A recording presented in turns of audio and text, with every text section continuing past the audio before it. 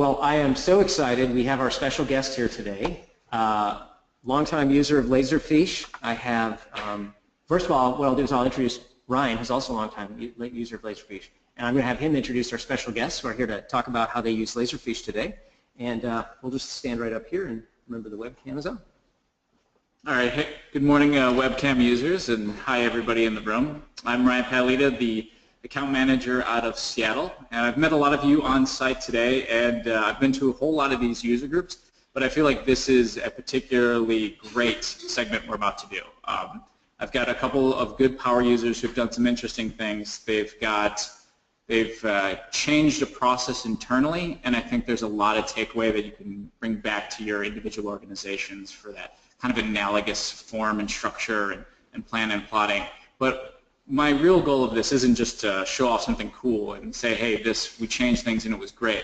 I'm hoping that we can spark a little bit of a dialogue with this. So although I'll be doing many of the questions here for this interview, if you guys have questions either online, you folks online, or here in the room, feel free to join part of this discussion, be an interviewer with me, because this is for all of you, essentially. And I guess without further ado, I will introduce Michael Swanson and Eric Anderson from the Oregon State Department of Lands. Eric Anderson is the IT manager, and Michael Swanson is the Laserfiche admin and forms developer. So thank you for joining us, Michael and Eric. Hello. So I guess I'll give you a softball at first. How long have you been using Laserfiche? I think we got the product in 2008. 2008, so that's 6 years, give or take, or 8 years. 8 years. Wow, terrible at math. So you've got a lot of experience. Recently, this project is with Laserfiche Forms. How long have you had the Forms product? We've had Forms just a little over a year. We installed it in April of last year. So a little over a year last year. Previous to having Laserfiche Forms, did you have another product in place that did a similar? Yes, we used a product called LinkDocs, which was, I don't know how long you guys had that before I came on board. Probably about 3 years we used it. Yeah. LinkDocs, it works well enough for what it is, but it's very convoluted and not nearly as user-friendly as Forms. And LinkDocs, our renewal for the subscription was coming up, and so I crunched some numbers with the help of Patrick and managed to talk the agency into switching to Forms, since we already have Laserfiche, that we were able to get it replace LinkDocs with Forms. Was there a particular feature in Laserfiche Forms that you're like, wow, that's really, I'm so glad it has this, LinkDocs didn't have that, that kind of pushed you over the edge, one particular? Not anything necessarily in particular. I mean, the ease of use with which you can design forms, as well as integration with the rest of the Laserfiche suite, made it, pretty much a no-brainer for us in that regard. I should mention the electronic signatures was one big consideration. Yes. And that came with the Laserfiche Forms. So. And I'll throw that out to the audience. Is anyone here taking advantage of electronic signatures in one form of another through Laserfiche? Anybody? A couple of you? Okay, great.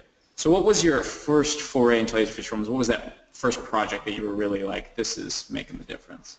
Well, the first one that there are a couple of them that we're working on simultaneously. Our lead request, our primary function once we got Forms was to migrate our existing forms from LinkDocs to Laserfiche, and I just built them straight across.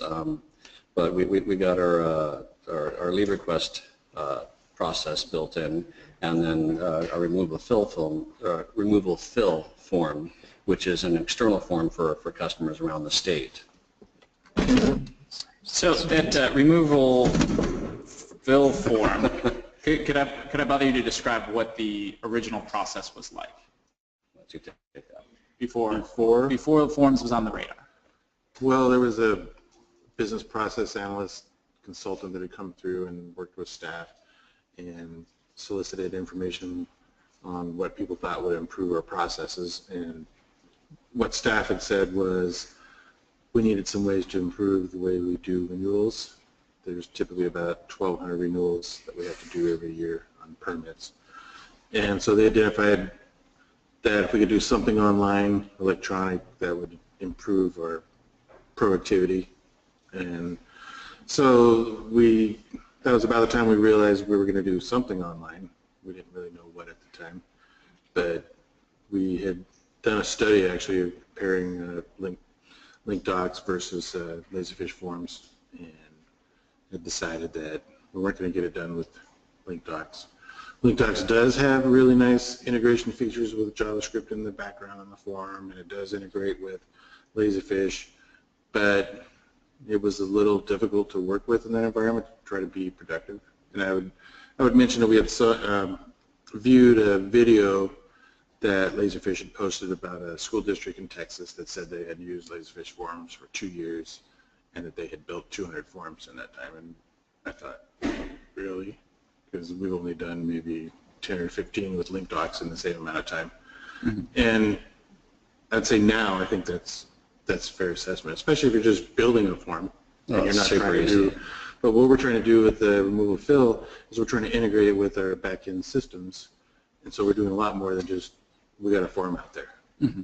We're trying to speed up the process and integrate with our databases. So and that's worked. Because originally the removal fill form, they would physically send out letters to everybody, right? And then would have I probably didn't answer the first question very well. But yeah, it was completely mail-based and phone calls, and like I said, it was just something that they realized that if they could speed up this process, that would free up staff time significantly. Yeah. And so the people out there would have to fill out the form, mail it back in. They would have to scan them in, enter them into Laserfiche with the metadata and so forth. And now what they do is they just, within LAS, our database system, they just click a button, it queries all the people who are up for renewal, it sends out an email with the link to the form, and then there's a SQL lookup that pulls from LAS and autofills the form with that person's particular information. So it saves our customers on the outside a lot of time as well. And they just hit submit, it comes back into the system, it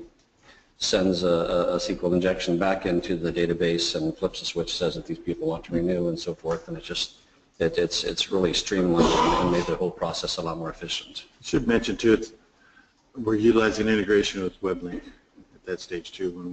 When we send out that email for somebody saying, hey, you got this permit that we need to know what your renewal decision is, we also show them their past, or the permit that we're talking about and what their prior application looks like, which are all stored in. So they're able to see that document. They can see everything.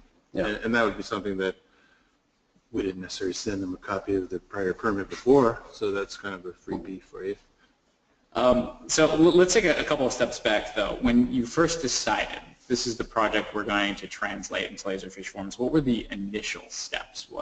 Who did you present it to? How did you show it? How did you get buy-in initially to the project? Well, the first steps were with Michael. Somebody asked him about, can you build a form? Yeah, I was sitting at my desk working on something else in April. One of our people came up and said, hey, we have this form that she was in a meeting talking about, and asked me if I could build it. And I looked at it. It was a simple form. I built it in 10 minutes, and then they called me into the meeting, and so I brought my laptop in there and presented the form. And the actual building of the form was pretty straightforward. All the tweaks and changes that they wanted to make meeting after meeting, took quite a long time, but in the end they had something that worked exactly what they needed. If they click on this option, then this information was displayed, or if they clicked on this one, then that was hidden and something else was displayed. That functionality is really, really nice. Well, and like I said, the initial start of this whole project was the desire to put this process online. So he had started on the form, and then when I oversaw what he was doing, I thought, well, if we integrate this with our other system, we're going to make this so the whole thing is done in a batch all at once. Somebody just pushes a button, 50 notifications go out, and essentially when somebody chooses they want to renew or not on the form itself, it sends data back to the database saying somebody has made a decision. So we didn't necessarily have to talk to that person. The data goes right into the system. And another nice part of the whole thing is the form they submit actually gets filed electronically automatically also, so that we don't even have to do that. Loading, scanning, filling out template information and so forth. So what has been the reception of this project internally? How's the team responded? You know, it's pretty new. I mean, it's actually been in production for less than 2 months right now. But I think probably the easiest way to gauge is, are people asking for more? And they are. We've already started on the next form. But I would say that the staff is definitely enthusiastic about it. I mean, when they realize how much little work or how much work they're being saved in this whole process and how much easier it is, that they're genuinely excited about that. And I should mention too that having them involved in the process from the beginning, figuring out what the business processes are. We're not just building a system and forcing it on them. We've worked with them at every step to find out how the current process works and how can we model that in the electronic digital world. And they love that. And they presented that functionality to the executive staff, and the director was quite pleased with the results of that. So if you had some great success, at least in the last couple of months with the rollout of this project, what are the lessons that you take going to that next one? You kind of alluded to involving the staff in the process, but was there anything you're like, hey, if we knew this before, we'd have done it a little bit differently? Is there... From my perspective, it would be, to have them know what they want for the form, as opposed to building an existing form and then just tweaking it all along the lines. If we can get their process, their business process down, so we know exactly what they want it to look like, exactly what they want it to do, then that makes my side of it a lot easier. Yeah, and I would say too, the biggest problem we deal with is that once we deliver on something, people want more. So I would like to, at least my philosophy is we're in this to serve the public. I would like to see us do external facing things more than just we have a new leave request form or a travel request form that is only for internal consumption. And I think the tendency has been to try to do more things internally because we understand how that impacts our work. But the bigger impact is what it does for the outside world and the public at large. Have you had any feedback from the public at large for the renewal process? Yeah, the first day that we did some testing of a pilot group, somebody said this is just awesome. Yeah, it's been really words fail me. Revolutionary. No, not revolutionary. A positive, very positive responses. People are very happy with it. They like the speed at which they can do their portion of it on the outside. So listening to how you described the process, where it's going to make adjustments to other databases, it's got, based on the choices you make in the form, different things will happen. These are really complicated tasks, and a lot of people in the room are new to forms, haven't used it a lot. How do you learn how to do that stuff? How do you get in there and really know? It's not nearly as complicated as it sounds. It's actually really easy when you're using Laserfiche Forms. You have a database looks. If you have a lookup tables, which query database, and you say based on this information here, fill the rest of these values with what you find out on the table. And as far as making things appear or disappear, it's what is that section on the forms? I can see it, but I don't remember what it's called. But it's just real simple. You just click on the tab and you say if this field contains this or has this or whatever, then do this, and it hides or shows things, and it's actually pretty simple. But in order to figure this stuff out, just the documentation that comes with it, and more so answers.laserfiche.com is where I often go. When I'm stuck with something, I go there, and if I can't find the solution there, then I go to Cities Digital, and I can pretty much always find what I need through those two resources.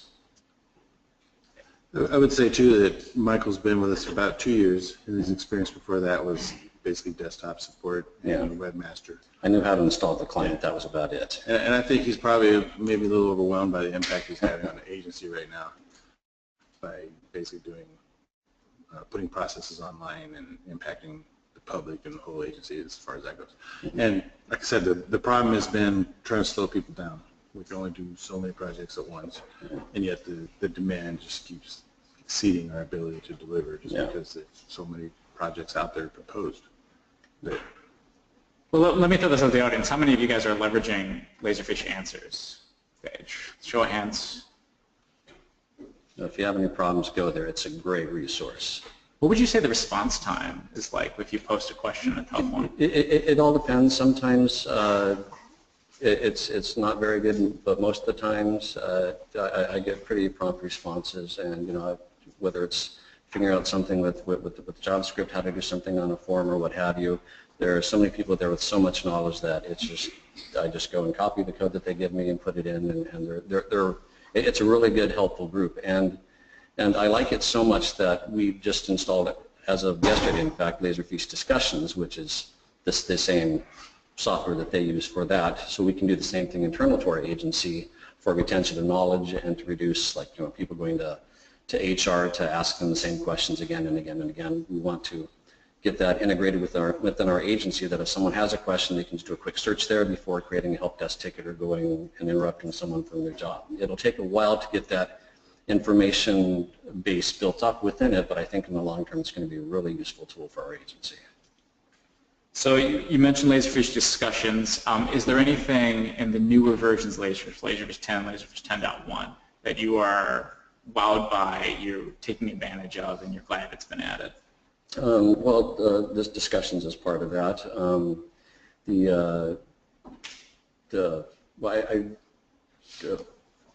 trying to think of what the changes were between them. The business process library, I've just started delving into that. I'm excited to play with it, but I don't have that much time because I've got all these other things that I'm trying to build and get going. But and City of Digital has been great in helping us keep our software updated. When I need to upgrade the server, I just work with Mike or Kareem, and they remote in, and I'm sitting there and give them access to what they need, and they pretty much do it for me, and it's really takes the stress out of the process. It's very, very nice service you guys offer. I appreciate that. Yeah. So we had some questions actually about the business. Go ahead. Oh, you didn't stop. Just wait a minute. I just wanted to mention to everybody, it's answers.laserfiche.com is that site, just to make sure it's really clear. Because we get real comfortable with it, we just fire out answers. Yeah. Whatever. But it's answers.laserfiche.com. If you want to visit it, you register as a user, and you're able to submit your questions. And Laserfiche geniuses, whether it's an existing user or it's somebody who works at Laserfiche or it's a reseller, they're on there, that whole community. So you can have not only technical support issues answered, but there's kind of a polling of maybe a process. How do people use Laserfiche to solve this problem, or have it integrated with this other product? And then I also like, you could maybe answer a little bit, and maybe Michael, you could answer about the discussions product. We didn't talk about that as a version 10 feature for real, but you can just touch on that really quick. So we've been talking about discussions, and that's a pretty neat feature. Yeah, and if it wasn't, just to add on to what you were saying, if it wasn't for answers.laserfiche.com, I wouldn't be able to do my job, because it saved my can so many times in that regard. So what is it you want to know about discussions, or? Yeah, a little bit about discussions. I'm just curious how your users are using that. Well, we just installed it yesterday, so we haven't had a chance to get it there. But I'm the one who's pushing it, because I think that it'll be a great tool for retention of knowledge within the agency, not just for IT, but for everything, for HR, for anyone who does their when someone new comes in, instead of having to sit through and keep bugging people for stuff. If you ask a question once, if you've ever been to was it answers.com, is that, or ask.com? There's a website like that where it's a community-driven type of environment, and once you get that information in there, and whoever submits the question can choose what the proper answer is, and it's marked as the correct answer. So you have the question, when you do a search, you find it, you have the question, you have the proper answer. It just saves a lot of time, a lot of resources, and that knowledge is kept there indefinitely. So when someone leaves, the answers are still there. So you mentioned that you played around in the business process library just a little bit. Mm-hmm. We had a question earlier from the audience about customizing it, adding it. Do you have any thoughts about the value of those forms, the workflows that are there, the ease of use, any feedback, honest user-to-user feedback about that? I haven't really dealt with it that much. I've just downloaded one or two just to check them out. It comes with example forms as well as the process, and it's generic And the process is, you have to add stuff that's relevant to your organization, your agency, to make it work within your group. But it's pretty straightforward, and it's just as simple as just importing something, a different form. And there are some that I really want to take a look at. I just really haven't had the time to mess with it that much. So you've worked hard on making your own forms. You get a little bit into the business process library. Mm-hmm. Is there some kind of, do you think there's a way we could improve the business process library a little bit? Maybe bring these together kind of?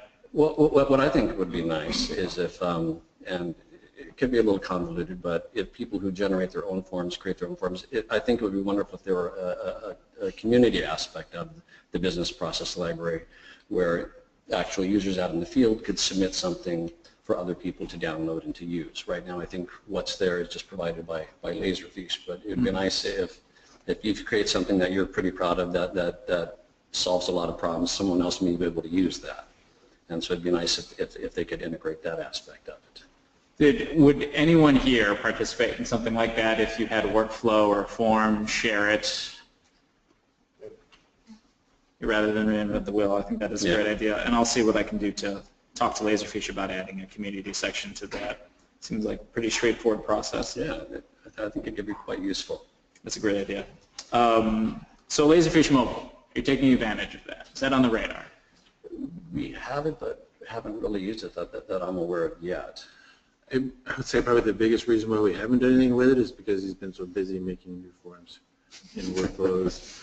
And like I said, we could use two Michaels just to handle the demand. So give me a raise and we definitely want. In terms of the Forms team functionality, is that something you guys have been leveraging at all? Or in plans to? I've looked at it a little bit. I haven't done anything with it yet. When you're talking about or maybe Patrick was talking about the submitting a lead request and have it sitting there and waiting and so forth.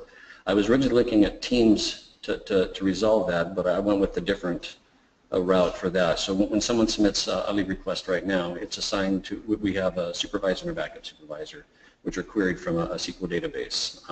And it's assigned to both of those individuals at the same time, but only the primary supervisor gets the email notification. So either one of them can approve or deny that request. And then if either one of them does that, approves or denies, then a signal is sent and it interrupts the flow for the other person, so it takes it off of their radar. And that's how we end up resolving that issue. But Teams is something that I would like to look at more in depth. I just really haven't done it that much so far. So you've modded the landfill request form. Or the removal flow. Yeah. Removal flow request form. Mm-hmm. What's the next form? What's the next process? And could you gauge like how long it might take this next one versus the first one if you're going to see a cut down on the turnaround time to push that out? Well, the first time around we had to do significant infrastructure changes. We had to put a form server in the demilitarized zone, configure that so that that worked properly. We had to, what else did we have to do? Well, we had to develop the processes and procedures. For instance, we had never done integration with the SQL database, so we had to work out how's that going to work. Turned out to as far as injecting. Yeah. So we didn't know that would work that well, but it does. Works great. So second time around, I expect a huge, that it won't take very long at all. I mean, all that infrastructure is in place, and now we're going to do basically the same kind of thing with a slightly different form, and in fact it's a simpler form. But I would say this, the interesting part about the whole thing is we spent a lot more time with the business analysis and studying our processes rather than his form design. In fact, some of the early meetings, Michael doesn't even go to it all because it's kind of a waste of time for him to hear people debating what might be, but they haven't made their mind up yet. So I bring him in at the very last step and say, okay, this is what we need, Michael, and he does it in what, an hour? Yeah, it's so easy to build forms with them. In fact, one form which we're not utilizing yet, but it's one of the ones we're going to be working on. There were like I think 15 or 16 different versions of a form, whether it's 16 different forms, but they all had a lot of commonality into it. And so what it is, I combine those 16 into one. So when it first pops up, there's a drop down, you choose which form you want, and then it would choose what to display or what to hide based on that. So it just made it a lot simpler that, in that respect, taking things that were common among them all and just highlighting the differences between them, simplifying the process in that regard. Wow, 16 to 1, that's super impressive.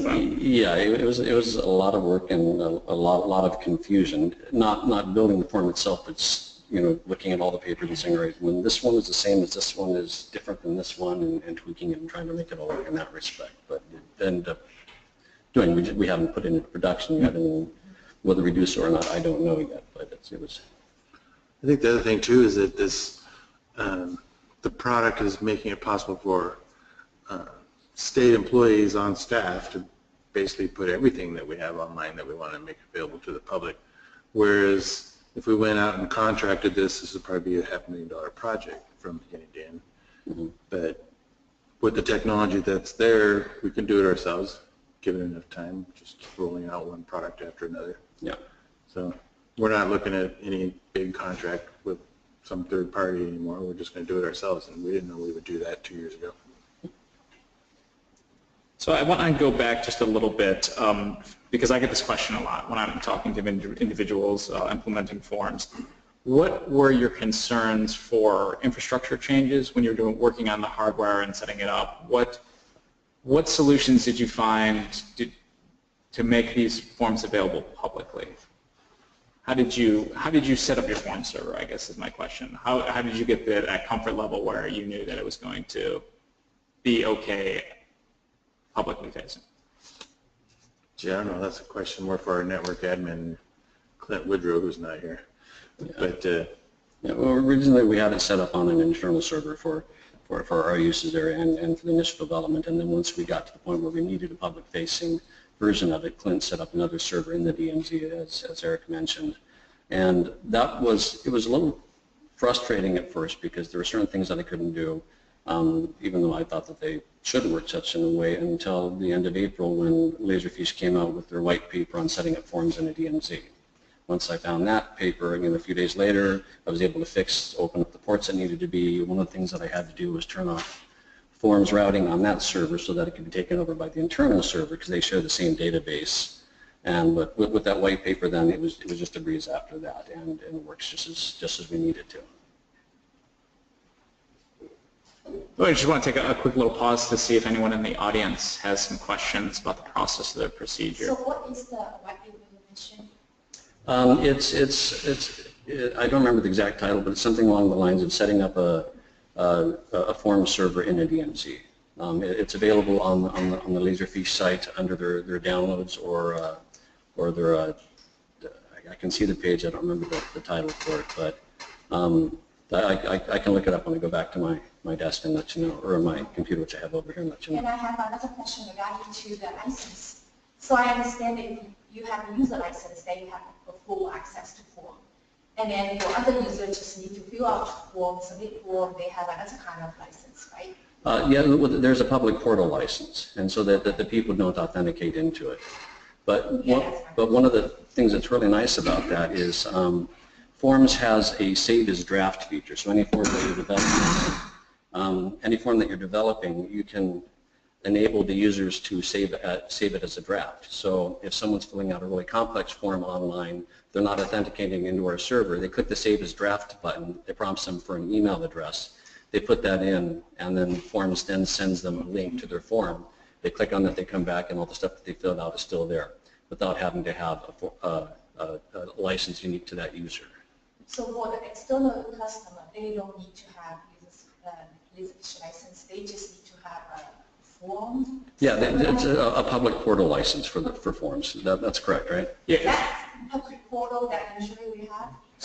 So for those on the simulcast, the questions have been about licensing and the Forms portal. And Michael was addressing how you can have those internal users take care of that. I'm sorry to interrupt you. So for the external one, my question is, we have a portal, public portal. Does it cover form for public? So the question is, does the public portal cover forms for external anonymous users? And the answer is yes, that's who it covers. Are you taking advantage of any of the authenticated participants now that we're getting into the licensing kind of question here? You mean external? Internally authenticated participants, those who are not Laserfiche users, full users, approving, moving processes along. I don't know that we've done any of that yet. Everyone who's doing it internally is authenticated. They have a full license that's authenticated through Active Directory. We have licenses for all the entire agency, since so many of our business processes depend on integration or use of Laserfiche or even forms now that just wouldn't be an option to have any other way. Yeah, everyone within our agency uses Laserfiche at some point. To even fill out leave requests, timesheets, all of that stuff. So it's just, even if that's all somebody needs to do, they still need the license for that. Mm-hmm.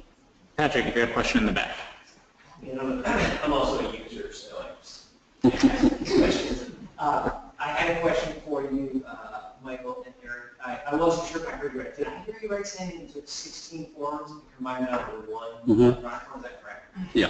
That's amazing. So were the 16 forms doing largely the same thing, or were they all different forms? They were different forms that had a lot of commonality amongst them. The question for those on the go-to meeting, that was did you actually take 16 forms and get them down to one, and what was the relationship between those 16 forms? My second question, my follow-up on that is, I don't know our input. If I did, what would I need to do to use this form system in case I just wanted to, if I was a user? Would it be, you know, if I wanted to do recreation on the lands, I'm not going to here, but earlier, so would I be a recreational user? Would I be a timber harvesting company, or what would I be doing if I was filling out those forms? Who would I be? Oh, as far as what our customers are? Yeah, what are they not filling out exactly? Well, I don't know, which form are we talking about? But just our customers. We've had, what do they call that? The land use public notice. That typically it's filled out by city, county officials across the state. We have people that do placer mining in the state. They're supposed to submit a report at the end of the year indicating the volumes and the streams that they worked in. So that could be anybody who wants to do placer mining has to submit those reports, and that's also on in Laserfiche Forms now. And then the direction we're going is anybody that wants any kind of a permit. And we're not at the stage yet where we want to initiate completely a brand new application online. We're doing everything short of that, leading to that, though. That's the big goal, is to get there where just everything is online. So typically now you'd get an email from us saying, hey, we need some information from you, and you'd follow a link and end up on our form server filling out a form. You don't know how you got there or anything like that. But I know this has been early discussion on, say, the dock registration renewals. Maybe 20% of those people, we have emails for them. So what do we do about the other 80%? And the thought was we're going to send them a letter that just says, hey, go to this URL, tell us what your application number is, and then we'll start the process of you filling out the form. So in that sense, it's almost anybody that could do that. But you would typically have some kind of a permit, or you'd be interacting with the agency in some way. I have a couple more follow-up questions, if you don't mind. No, I'll turn it over to everybody else. Question, do you have an idea of how many forms are going to be submitted when you're up in line? Because right now I know you've got sort of a newer implementation of that particular form. Do you have an idea of the volume of forms that might be submitted online? What are the number of volumes? Like total submissions. Total submissions. You mean like in a year? Yeah. Well, one of the reasons why we did chose the RF renewals process to be online, because there's about 1,600, I think, of those a year, and probably maybe about the same number of dock registration forms. So the idea is that that's kind of a routine thing, and if we can free up staff time from doing those routine things and get it back to doing things that people do best, analysis, that type of thing, we'll be better off. And you have tied it into your GIS mapping, correct? It's tied into the map layer? Not currently. Okay, maybe I don't think on that. I made this slide, but where is it going to be integrated? Just curious if you have a specific, because I know a lot of people in here use mapping, and I was just kind of curious if that would be part of the topic too. Is there a GIS mapping application or layer that you're thinking about tying it into in the future? To Forms product? Well, just the submissions and documents.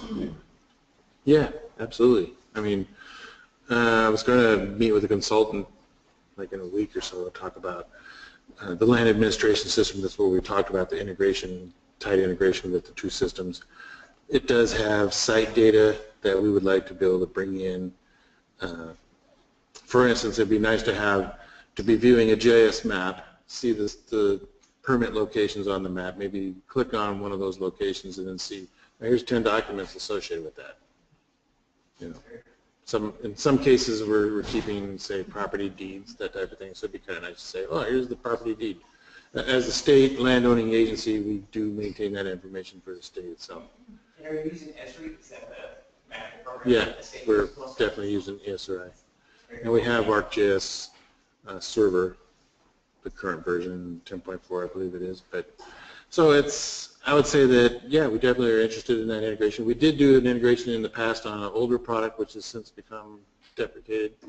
But I think more than anything, it's just been, do we have the time and the bandwidth to get there quickly? Like I said, it's just been, the demand has always exceeded our ability to provide new services. But, and I think that's probably an indicator, really, I think, of success. You know, if people want more and more and more, you're doing something right. So when you were describing the process for the permits and the renewals, how are you handling payment? Is that a part of the forms equation? Are they mailing things in? Yeah. Yeah. Do you want to talk about that? Well, no, that's one you've been working on. Well, that was actually, you know, now that you mentioned that, that was one reason why we liked the Laserfiche Forms too, was the integration with payment options. However, being a state agency, it's a lot easier for you to set up a website where you take money online than it is for us. We have to go to the Department of Treasury, and it's taken us 5 years even to get to the point where we're at. So even though the product has the capability, we have regulatory hurdles that we have to jump over. And if we can use the product the way it's intended, that would be really awesome. But right now, that's something we have to work out with Treasury and get permission to do and whatever documentation they want from us. But we're working on it. It's in the pipeline. Yeah. Does anyone in the audience have a question? These three guys? Go ahead. So on the GIS mapping, you guys haven't gotten into it yet on how you want that vision to look. So a specific item or point would have multiple documents to it kind of thing? The question is about a GIS integration and how it would function with documents. So you guys haven't investigated into that right yet? I can read it some. So we have the map screen, that's the GIS layer, right? And then so you go to a map and then you see all those dots for those address. So it leads to like the city owner properties, tons of different documents, deeds, whatever, contracts, whatever. And then historical views and have pictures. There's tons of, I don't remember exactly how many different kind of documents related to it. But yeah, integration is working for us. So how did you integrate? Does it do a search into Laserfiche for documents related to layers? The question's been responded to by the City of Springfield talking about how they integrate Laserfiche with GIS. With all the templates, metadata options. And this map number is also a key for the GIS database. So the key is the points that we may have. And then the key also needs to Laserfiche to different documents. Can you just put a link to the industry that out to internal or? It's okay if we just put this work in So they can see it. Sorry, what? Is it? Okay, awesome. We're talking about some. So we were actually looking if we were going to be able to show one of these forms. I know that you guys were all thinking what they look like. I know I've been thinking about putting my landfill renewal form up this year. Compare that. I could add it to my collection of, I also have a dog license in Fargo, North Dakota. So there are different ways to try these forms out. Oh, the annual reporting form? Yeah, that's one we did for David. I think we have 3 online right now. We have the classroom mining annual report, we have the removal fill, and then the wetland use notification form. It's pretty great. So you designed that all yourself? Yeah. Very nice. It's pretty straightforward. Very nice. Well, and I would say too, it's not building the forms itself is trivial, but we spend an awful lot of time with integrations of databases and trying to add some value. I mean, for instance, in this form, we would like for somebody who submits this for that form to be automatically filed in the database exactly where it needs to be, so that staff didn't have to do that. But I think the difficulty here being these are plaster miners, so these people do this recreationally. They may not even remember their number, so if we believe their number, we could misfile something. So we can't really do that in this case. But that's the direction we want to go, is once you fill out a form, it just automatically files in the system where it needs to be. Or it kicks off a workflow doing something else that brings something to somebody's attention. And I'd say too, we're looking at upgrading the land administration system that I'm talking about here that we're integrating with. We're wanting maybe to start a project where we totally overhaul that system and its interface, but all of the Laserfiche integrations is going to stay intact, and we're going to keep using that because we've got a considerable investment here, and it's doing what we want it to do. So there's no reason to rebuild that. I have a question. Earlier you mentioned that Michael might not necessarily be involved in the planning of the form phase. Could you talk a little bit about how the structure of the project is set up? Because in my perspective, I see a lot of the forms person, the Laserfiche guy, kind of drives the show in a lot of regards. But I really am intrigued by this bringing in another team involved. How do you structure that in the groups and managers, project managers? What's the general way that process moves forward?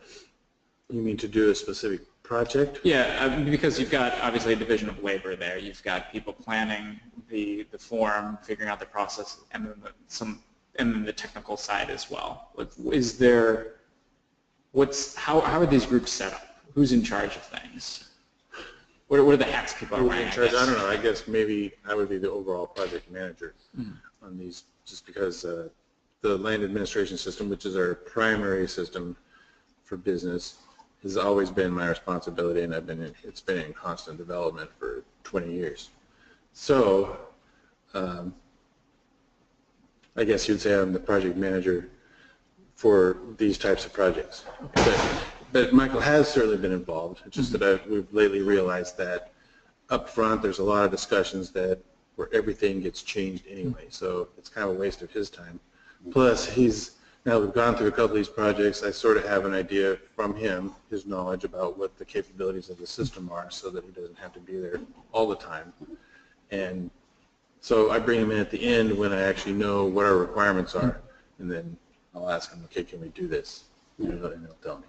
And then often what they'll have is I'll have an initial form that's on paper, and I just build the same form and try to make it match the same functionality as what the paper form is, and then we tweak it and do all the fancy stuff on the back end.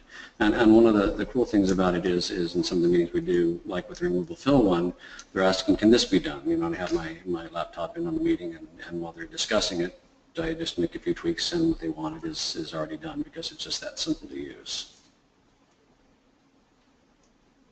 Well, it seems pretty straightforward. Does anyone else have any questions? Patrick, do you have any questions? All right, go. So I'm really new to all the forms and everything, so I wanted to find out, so it sounds like you have a separate land use database. Does it go in and update expiration dates when someone's actually applied for it? Does it renew it for you? And and generate, if there's licenses that are actual physical hard copy. Is there a workflow or something behind the scenes that does that? So the question is about the form leading to updates in the database. On removal fill forms, they're kind of complicated, but what we're doing is we're getting somebody's permit renewal decision, and as soon as somebody says, yes, I want to renew, or no, they don't, and they hit submit on the form, the database knows exactly what their choice is. So then there is workflows, at least to the point of view that we kick off emails notifying somebody that, hey, this permittee has made a decision, it's this decision, and it sends emails depending on the decision made and the type of permit to different people. So, and that's not even absolutely necessary, just sort of a convenience to say, prompt somebody into action, even though the data is already in the database and they could query it themselves if they wanted to. So it's not as simple as just saying, I want to renew, and then boom, here's your new renewal. There's always at least some human intervention in that. Probably an exception would be the plasters itself, except that there's a moratorium on plasters right now, but we did at least at one time have it so that you could go online, fill out your application for a plaster authorization, and then print it out at the end of that process. And I thought that was interesting too, because we were always told that plaster miners are people that don't have computers or internet access, and therefore they're not going to use this. We found that the number of permits almost doubled once we had the system online. And so the convenience, we would see, I'd look in the database and I'd see like whole families signing up for plaster authorizations. So there's that element of once it's online, it's fast, it's convenient, it's easy, people use it more, the satisfaction goes up, the error rate goes down because we're getting direct input from somebody, not trying to translate some illegible form. We had a question in the back. Go ahead. So the temporary form piece of the puzzle, so you can start entering some information and then come back to it later. Oh, saving it as a draft. Yeah, it's another draft. So how long does that stick around for you guys? That I don't know. As far as I know, it saves it indefinitely. Do you know how long a draft is stored? You can save it in the database and just draft it back. Yeah. Depending on the user type in the database, you can route back to another person. Yeah, I mean, because when they save it as a draft, it doesn't expire. It just stays there, and yeah. So indefinitely, I guess. And that's a really key feature for us too. The removal fill applications are really complicated. So there's no way you're going to, no matter who you are, sit down and in one session finish that form. You're not going to be able to finish it in one session, so you need to be able to save your partial results and then come back later, take up where you left off. Any other questions from the crowd? I'd love to kind of pull the crowd. We've got a number of Laserfiche Forms users. Is anybody, for our community here, interested in kind of suggesting how they use forms?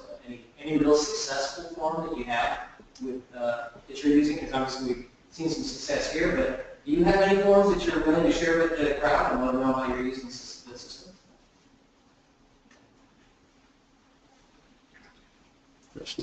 If any of you sign up for Laserfiche Empowerment and we send you a form, guess where ours is going to be coming from. So if you sign up for Laserfiche Empower, you get these forms from Cities Digital. For those online, everyone in the room was too shy to raise their hand and tell us about the process. I think we have a question in the back. Yeah, a question for you guys. So you guys have a main website. You guys just have you guys figured out a way to encapsulate forms into other pages or to a template? Well, our external website is to the Department of Administrative Services through eGov, and we just put a link to the form on our DMZ, and that's how they access them. We don't have them in a field. When they click on the link, it takes them to our DMZ form server. To your earlier point about sharing the code base, are you able to share yours? Yeah, if we can, if you want some of our forms, we can take out any stuff that's particular to our agency, and I'd be happy to share with anyone, as long as Eric says it's all right.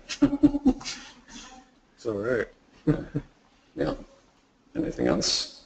I'd like to thank Michael and Eric for their answers and letting us know about questions. Thank you.